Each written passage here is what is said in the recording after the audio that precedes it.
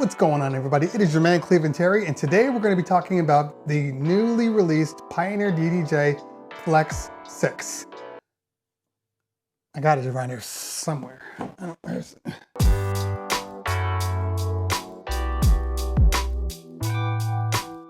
Once again, thank you guys for hanging out today. As you can see here, obviously I don't actually have the Flex in my possession, and that is okay. Supposed to get it, some things happened, didn't end up working out the way it was supposed to. So at this point, I think I can give kind of my thoughts on the controller and specifically some of the reactions to the controller. We're gonna talk about that today. Now, before we get into the pros and cons, I wanna talk a little bit about what Pioneer DJ claims this to be. This is a mid-level controller. Is it a mid-level controller? Kind of. You have mid-level pieces, but you also have some basic beginner level pieces also included. So it kind of puts you in a catch-22 on the product. If we look at the face of this controller, and even when I saw it, because I did touch it, feel it for a little bit, when I first saw it, the first reaction was, oh my God, that thing is beautiful. What is that? And then as I started to look at it a little more, then some of the things that were glossed over started to kind of show themselves. You have the gigantic jog bills similar to the DDJ 1000s, and if that's not going to sell you, I don't know what is.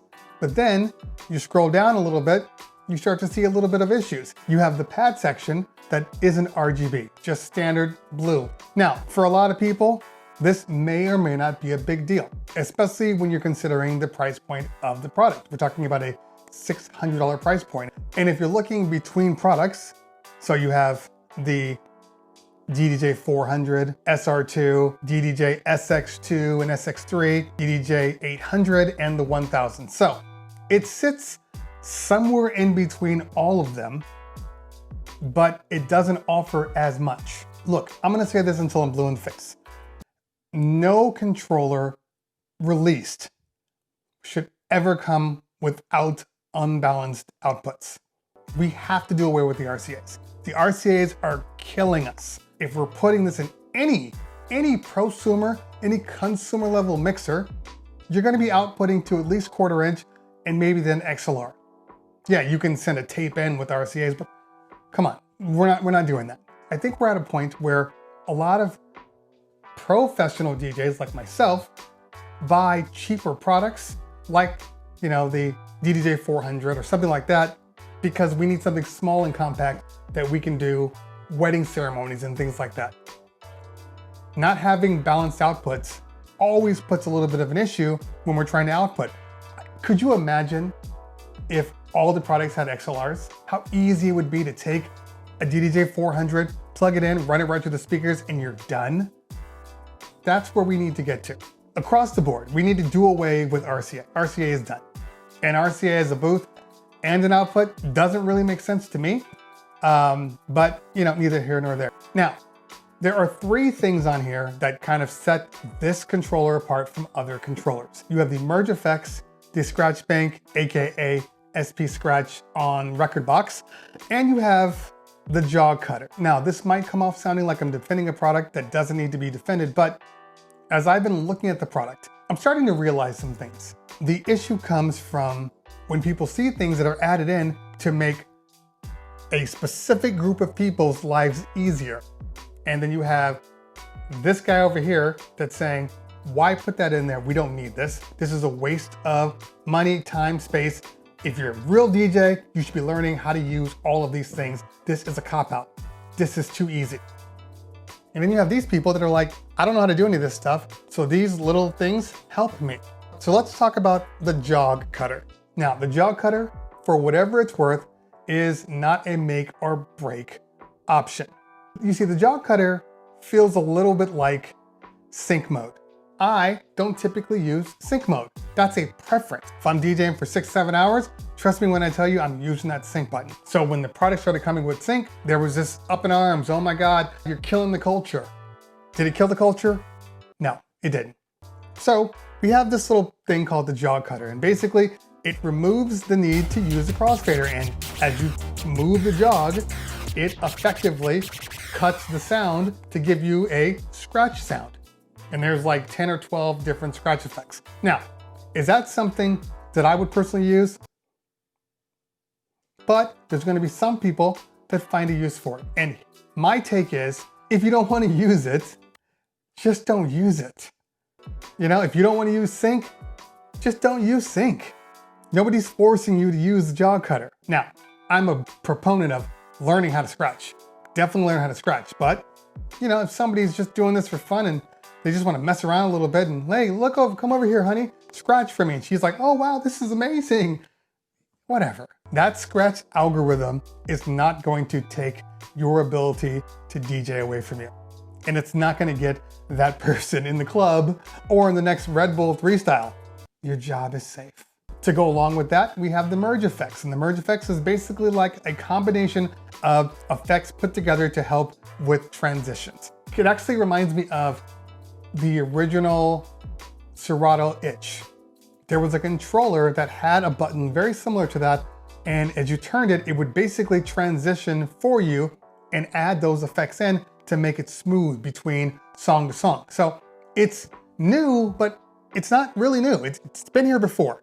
I don't necessarily believe you needed those super large. The knobs are large. Every time I look at it, I think I'm like turning on my thermostat. You have to look at some of the most important things about this. And one of the most important things is this is another product released that has both Serato and Rekordbox in the product. That's important. And it appears that there's nothing left behind. For instance, on the S11, Serato got Scratch Bank. Pioneer did not. This one finally has all of the effects. Everything that you can do in Rekordbox, you can do in Serato. Side note, the fact that the SP Scratch is in Rekordbox means that it's just a matter of time before they incorporate that into the S11. Let's talk about the price.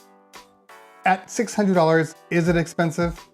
A little bit. From a mid-level, that would mean that anybody that was coming from the 200 and the 400 or the SB2 might move up to this product.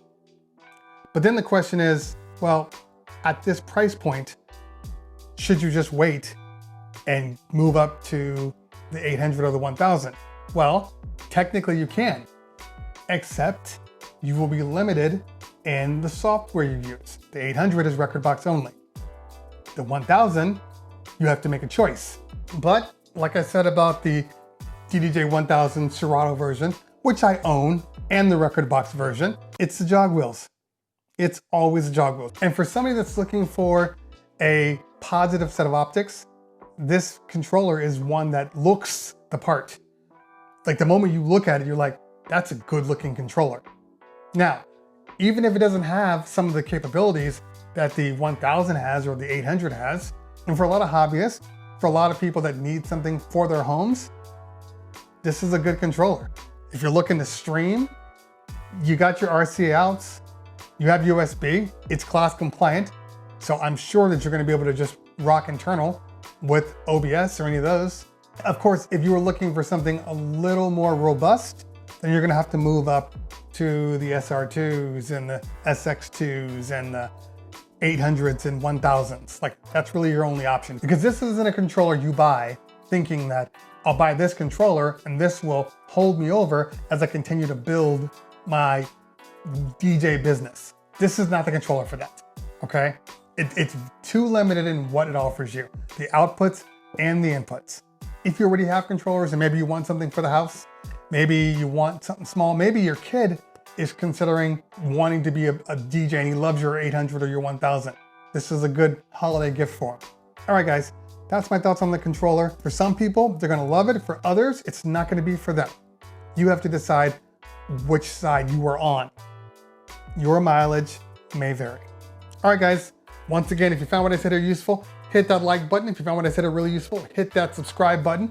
Make sure you follow me on the Instagram and the Twitters. Let me know down below what your thoughts are on this controller and if it's something that you're thinking about getting yourself. Always a pleasure. If I don't talk to you later, we'll talk soon.